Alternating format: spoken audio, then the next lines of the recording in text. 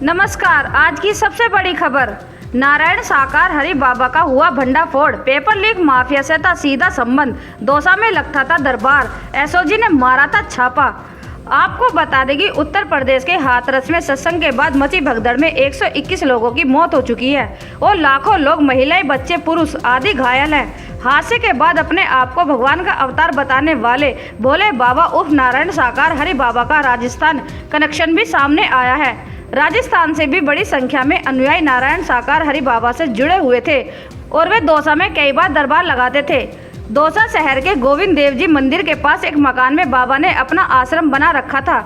महीने में 4 बार यहाँ पर दरबार लगता था। बड़ी संख्या में श्रद्धालु यहाँ पर आते थे। बता दें कि यह दरबार पेपर लीक माफिया हर्षवर्धन के मकान में लगता था। फरवरी माह में जब एसओजी ने हर्षवर्धन के ठिकानों पर दबिश दी तो दौसा के इस आवास पर भी दबिश दी गई थी, जहां बाबा का दरबार मिला। हालांकि एसओजी की दबिश के बाद यहां भोले बाबा का दरबार नहीं लगा और तभी से इस मकान को सीज कर दिया।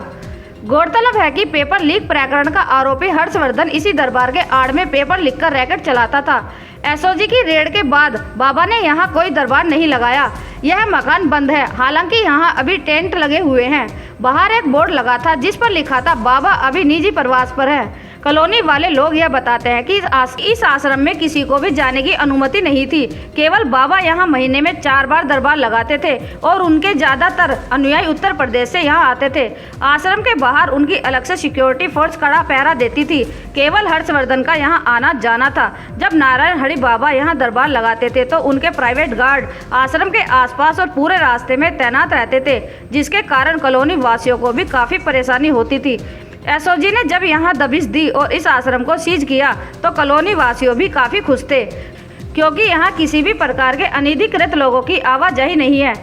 फरवरी माह में जब एसओजी के अतिरिक्त पुलिस अधीक्षक नरेंद्र मीणा के नेतृत्व में इस आश्रम में दबिश दी गई थी तो 4 घंटे तक सर्च अभियान चला था।